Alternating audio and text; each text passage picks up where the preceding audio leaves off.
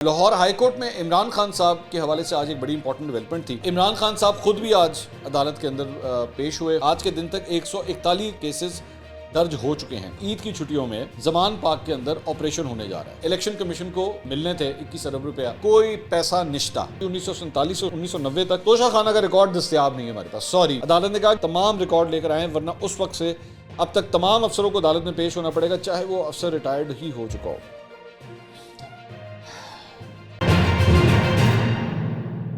السلام علیکم ناظرین، میں ہوں منصور علی خان۔ اپنے ڈیجیٹل چینل کے اوپر آپ کو خوش آمدید کہوں گا۔ ناظرین، میں نے پچھلے ویلاگ کے اندر آپ کو بتایا تھا کہ آخری 24 گھنٹے ہیں، اور آخری 24 گھنٹے جو ہیں وہ اسی ڈیڈ لائن سے متعلق ہیں کہ الیکشن کمیشن آف پاکستان کو پیسے ٹرانسفر کرنے تھے اسٹیٹ بینک آف پاکستان نے۔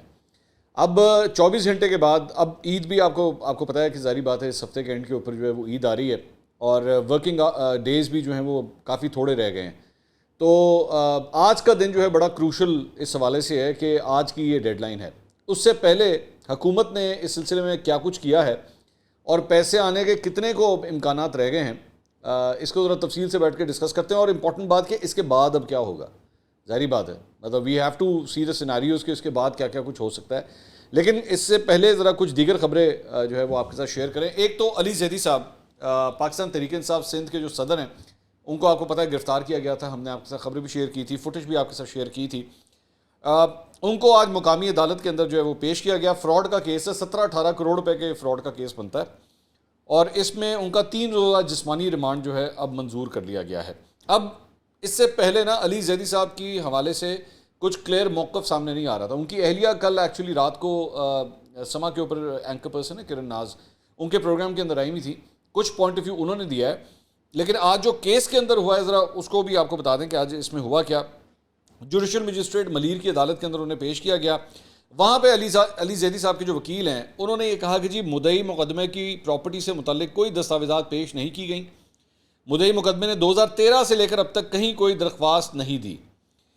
کیا پولیس کو یہ اختیار ہے کہ اس طرح کے کیسز میں مقدمہ درج کرے؟ مدعی مقدمہ فضل الہی نے اتنی بڑی رقم دی ہے، کوئی گواہ نہیں ہے۔ علی زیدی کو ضابطۂ فوجداری کے سیکشن 63 میں ڈسچارج کیا جائے۔ اس میں علی زیدی کا یہ کہنا تھا کہ میں اس آدمی سے کبھی نہیں ملا، میں اس آدمی کو جانتا نہیں ہوں، میرے پاس اتنی رقم ہے ہی نہیں، ایف بی آر سے میرا ریکارڈ چیک کرا لیں، جس دن کا واقعہ بتایا جا رہا ہے میں اس دن ملک میں نہیں تھا۔ یہ بالکل بوگس ایف آئی آر ہے۔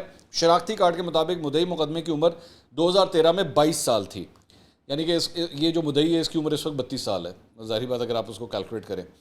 علی زیدی کی جانب سے پاسپورٹ بھی عدالت میں جو ہے وہ پیش کیا گیا ہے۔ یہ حقیقت ہے کہ انہوں نے یہ پاسپورٹ شیئر کیا ہے کہ جی یہ دیکھیں اس کے اوپر جو سٹیمپس ہیں اس کے مطابق میں تو ان ڈیٹس میں یہاں پہ تھا ہی نہیں جس ڈیٹ کی یہ رقم کی ادائیگی کی جو ہے وہ بات ہو رہی ہے۔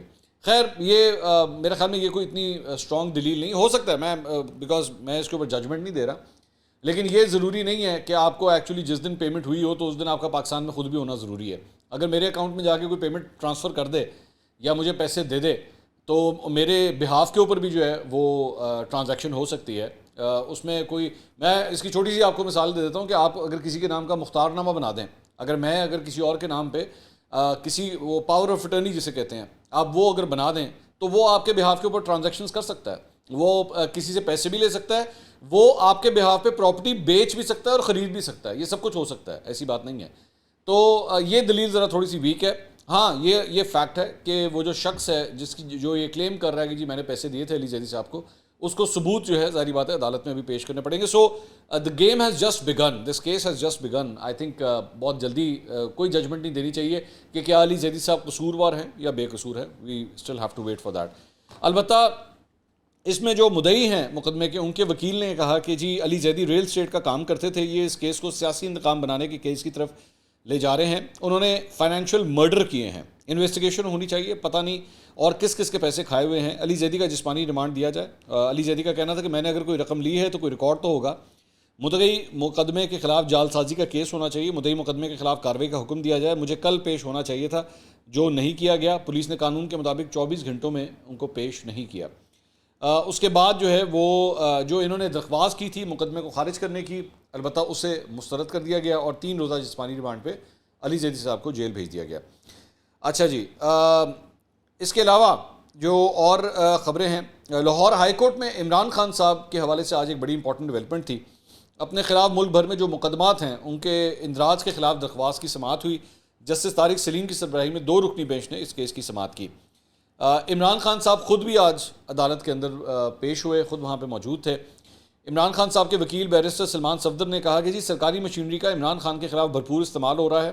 آج کے دن تک 141 کیسز درج ہو چکے ہیں. ہم نے 121 کیسز کی تفصیلات درخواست کے ساتھ لگائی ہیں. عدالت میں جو اندراج مقدمات کا سلسلہ چل رہا ہے اسے روک دے. تمام کیسز میں مدعی پولیس خود ہے, ہر چیز کی ایک لمٹ ہوتی ہے. انہوں نے کہا جی کہ وزیر آباد واقعہ سامنے ہے, اس میں بھی مدعی ہمیں نہیں بننے دیا گیا. ضلع شاہ کیس میں بھی والد کو باہر کر کے پولیس کو مدعی جو ہے وہ بنا دیا گیا. جج صاحب نے کہا کہ اگر آپ کا موقف ریکارڈ ہو گیا ہے تو پھر یہ مسئلہ نہیں رہتا.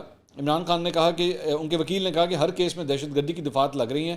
عدالت اختیارات کے غلط استعمال پر خاموش نہیں رہ سکتی. پنجاب کے 80 کیسز ہیں, ہمیں سب محاذوں پر لڑنا پڑ رہا ہے. اس درخواست میں عمران خان کا پیش ہونے کا فیصلہ درست ہے. روز آ کر ضمانت لینا تو مسئلے کا حل نہیں ہے. اب عید آنے والی ہے جب عدالت کام نہیں کر رہی ہوگی. ابھی تک کسی کیس میں پولیس کو عمران خان کی تحویل کی ضرورت نہیں. ان دنوں میں پولیس کی جانب سے زمان پاک پر پھر دعویٰ بولنے کا توقع ہے. ان دنوں میں پولیس کو نیا مقدمہ درج کرنے کی اجازت نہیں ہونی چاہیے. اس کے بعد عمران خان صاحب خود روسٹروم کے اوپر آئے. انہوں نے وہاں پہ کہا کہ جی آپ نے کہا تھا کہ وہاں آپریشن نہیں ہوگا, یعنی زمان پاک میں. اب ان چھٹیوں میں انہوں نے آپریشن کرنا ہے. میرے پاس مصدقہ اطلاع ہے کہ یہ آپریشن کرنا ہے. سو عمران خان صاحب نے آج عدالت کو یہ بتایا کہ جناب عید کی چھٹیوں میں زمان پاک کے اندر آپریشن ہونے جا رہا ہے اور یہ مصدقہ اطلاعات ہیں. اب پرابلم یہاں پہ یہ ہے کہ عمران خان صاحب کی یہ جو مصدقہ اطلاعات ہیں یہ ماضی کے اندر بھی بہت غلط ثابت ہو چکی ہیں. مطلب انہوں نے آصف علی زرداری کے اوپر قتل کا الزام لگایا. انہوں نے اور پلان بنایا کہ جناب انہوں نے آگے کسی کو پیسے دے دیے ہیں اور وہ میرے قتل کا جو ہے وہ سپاری دے دی گئی ہے. 4 لوگ ہیں انہوں نے میرے قتل کا پروگرام بنایا ہوا ہے. مطلب ایک پوری تاریخ ہے. اس کے بعد یہ جو امریکی سائفر والا مسئلہ ہے, پہلے میں بتایا کہ جی امریکی حکومت جو ہے اس نے امریکہ نے یہ سب کچھ کیا ہے. امریکی ایمبیسی کے اندر ملاقاتیں ہوتی تھیں, خفیہ ملاقاتیں, صحافیوں کو بلایا جا رہا ہے اور وہاں پہ ان کے MNAs MPs کو بلایا جا رہا ہے اور اس بنیاد کے اوپر ان کے خلاف جو ہے یہ اس طرح پوری تحریک چلتی ہے. اس کے بعد ہمیں بتایا گیا نہیں ہمیں غلط فہمی ہوئی ہے, یہ ایکچولی عمران خان صاحب کے خلاف جنرل باجوہ نے سازش کی ہے, انہوں نے کہا. اور انہوں نے حسین حقانی کو کہا اور حسین حقانی نے امریکہ کو کنونس کیا کہ بھائی جان عمران خان کی حکومت گرانی ہے, اور امریکہ مان گیا حسین حقانی کی بات سن کے. تو ماضی جو ہے نا یہ ان کے اس قسم کی مصدقہ اطلاعات کا وہ بڑا خراب ہے. مجھے نہیں پتا اب عمران خان صاحب کی یہ باتیں جو ہیں وہ کتنی کو سچ ثابت ہوتی ہیں. ہارڈلی مطلب بہت کم اس طرح ہوتا ہے کہ عمران خان صاحب کی جو اس طرح کی بڑے بڑے کلیمز ہیں وہ سچے ثابت ہوں. بہرحال ٹھیک ہے. So I mean you have to take his word with a pinch of salt, simple as that. اچھا, انہوں نے کہا جی اب عدالت انہیں روکے اس آپریشن سے, یعنی روکے. یہاں تو جنگل کا قانون چل رہا ہے, پکڑ پہلے لیتے ہیں پھر الزام بناتے ہیں. اس آپریشن کی وجہ سے وہاں خون خرابہ ہو سکتا ہے. یہ الیکشن لڑنے سے ڈرے ہوئے ہیں. میں اس خطرے سے پہلے آگاہ کر رہا ہوں کہ یہ سب ہونا چاہیے, یہ سب ہونا ہے. پنجاب حکومت کے وکیل نے یہاں پہ دلائل میں کہا کہ جی تفتیش کرنے کے لیے عدالت سے اجازت کی استدعا قانون کے مطابق نہیں. عدالتیں ایسی استدعا کو مسترد کرتی آئی ہیں. ایسی پٹیشنز فائل کیسے ہو سکتی ہیں؟ عدالت کے پاس ایسی درخواست قابل سماعت نہیں ہے. جج صاحب نے کہا کہ یہ درخواست میں وزیر اعظم کو فریق بنایا ہے, یہ نقطہ ہم نے نوٹ کیا ہے. آئین پٹیشن میں وزیر اعظم کو فریق بنانے کی اجازت نہیں دیتا. اس نقطے کی حد تک درخواست درست نہیں ہے. اس کے بعد عمران خان صاحب دوبارہ روسٹروم پہ آئے. انہوں نے کہا کہ جی آپ کے حکم کے باوجود انہوں نے وہاں ہلہ بول دیا, یہ تو عدالتی حکم کی خلاف ورزی کر جاتے ہیں. میں تو اس خون خرابے کو روکنے کی کوشش کر رہا ہوں, ہمیں تو اس سسٹم پر یقین ہی نہیں رہ گیا. اس کے بعد سماعت میں وقفہ ہوا. اس کے بعد دوبارہ جو ججز تھے وہ چیمبرز میں چلے گئے. اس کے بعد عدالت کی 2 رکنی بینچ نے درخواست فل بینچ کے روبرو سماعت کے لیے چیف جسٹس کو بھجوا دی کہ جی اس کے اوپر فل بینچ بننا چاہیے. عدالت کا کہنا تھا کہ اسی نوعیت کی ایک درخواست پہلے بھی ہم فل بینچ کو بھجوا چکے ہیں. فل بینچ اس نوعیت کے کیسز کی سماعت کر رہا ہے. چیف جسٹس یہ کیس بھی متعلقہ بینچ کے پاس بھجوا دیں. تو یہ جناب ڈیولپمنٹس ہوئی ہیں. اچھا جی, اس کے علاوہ کیا کہتے ہیں, ایک اور جو ڈیولپمنٹ ہوئی یہاں پہ عمران خان صاحب نے غیر رسمی گفتگو کی صحافیوں سے, اور اس میں انہوں نے کہا کہ ہم مذاکرات کر رہے ہیں جبکہ آئین کے مطابق مذاکرات کی ضرورت نہیں ہے. 90 دن سے باہر الیکشن نہیں ہو سکتے, اس کے باہر آئین ختم ہو جاتا ہے. اس پر ملک بھر کی ساری لیگل کمیونٹیز متفق ہیں. اس بات کے ساتھ میں بھی عمران خان صاحب کی بات کے ساتھ متفق ہوں. ریئرلی دس ہیپنس کہ میں عمران خان صاحب کی بات سے متفق ہوں, but this is one of those Times کہ میں ان کی بات سے اس پوائنٹ کے اوپر متفق ہوں کہ الیکشنز واقعی 90 دن کے اندر ہونے چاہیے.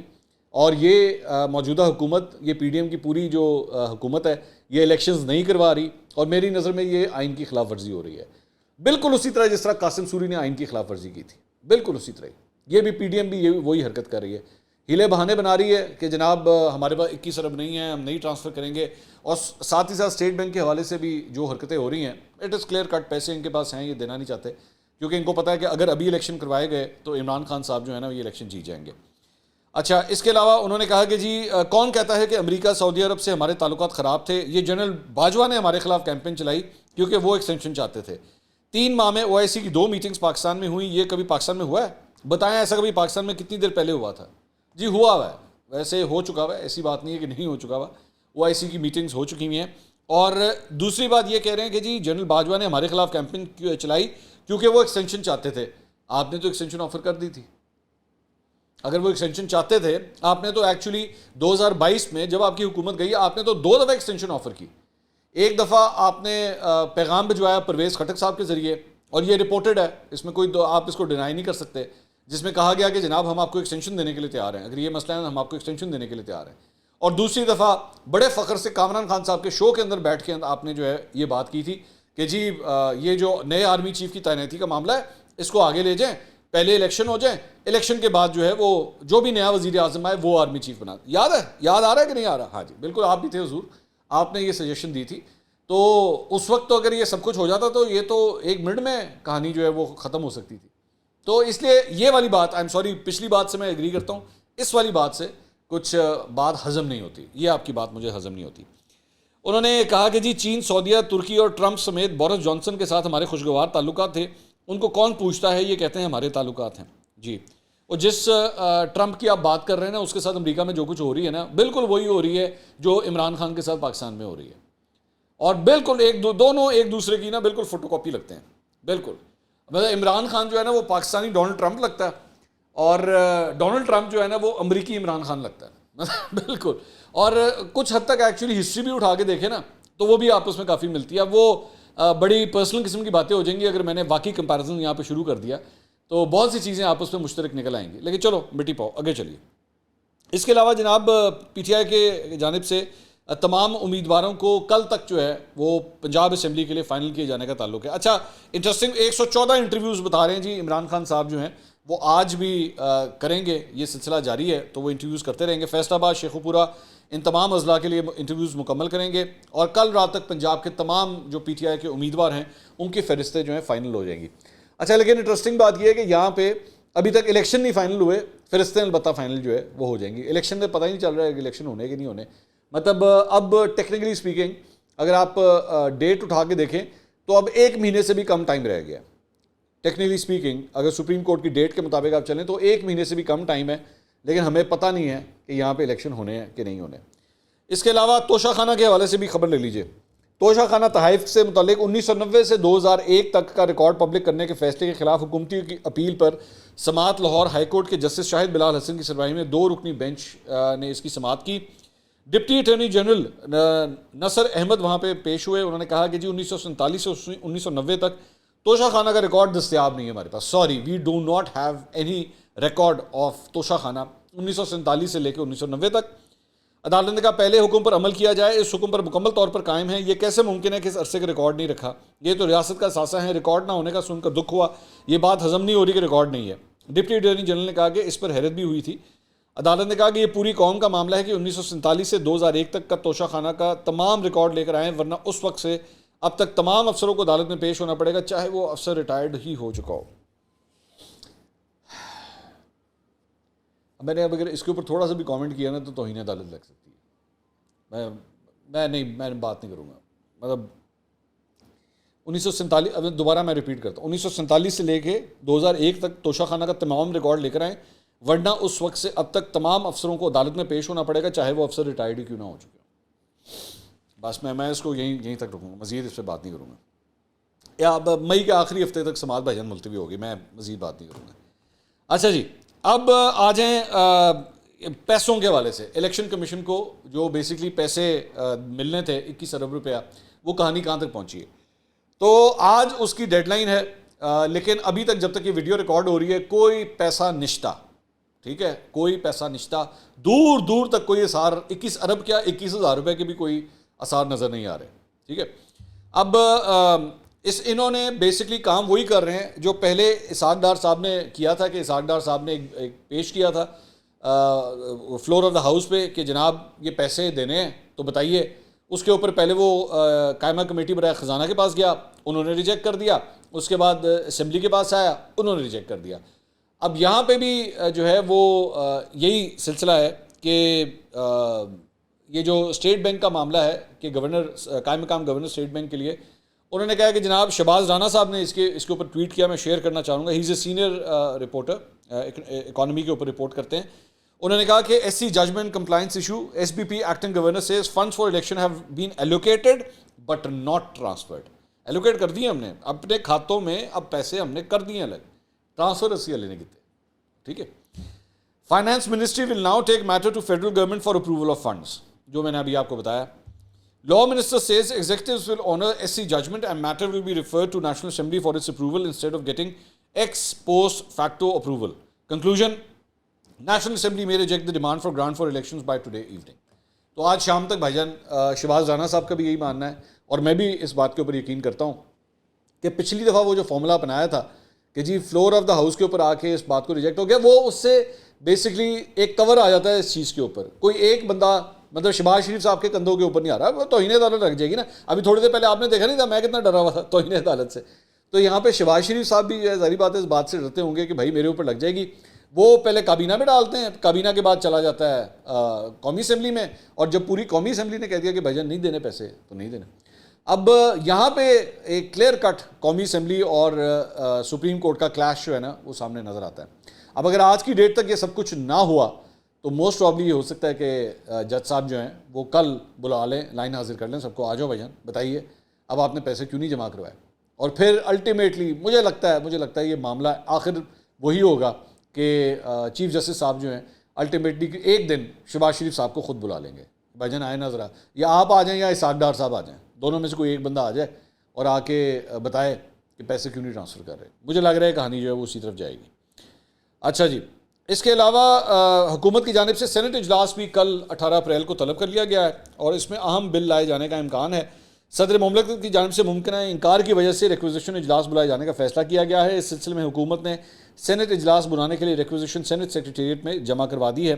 یہ بیسکلی وہ جو پروسیجر بل ہے جو سپریم کورٹ کے حوالے سے یہ اس کی بات ہو رہی ہے کہ اس سلسلے میں سینٹ کا اجلاس بھی بلا لیا گیا ہے. اچھا, ایک میں بڑی انٹرسٹنگ چیز آپ کے ساتھ شیئر کرنا چاہوں گا. فواد چودھری صاحب کا ایک کلپ جو ہے وہ سامنے آیا, اور یہ کلپ بڑا امپورٹنٹ ہے. اس میں ایکچولی فواد چودھری صاحب نے ٹویٹ کیا ہے اور کلپ شیئر کیا ہے جنرل ضیاء الحق کا. وہ موجودہ جو الیکشنز کا ڈیلے ہو رہا ہے, جس طرح میں ابھی تھوڑی دیر پہلے پی ڈی ایم کے بارے میں کہہ رہا تھا, یہ اس کو ریلیٹ کر رہے ہیں. اب اس پہ لکھتے کیا ہیں, one can see whole P D M leadership in this one frame, totally we all endeavoring to create an atmosphere where we could hold free and fair elections because the democratic process must have its evolution.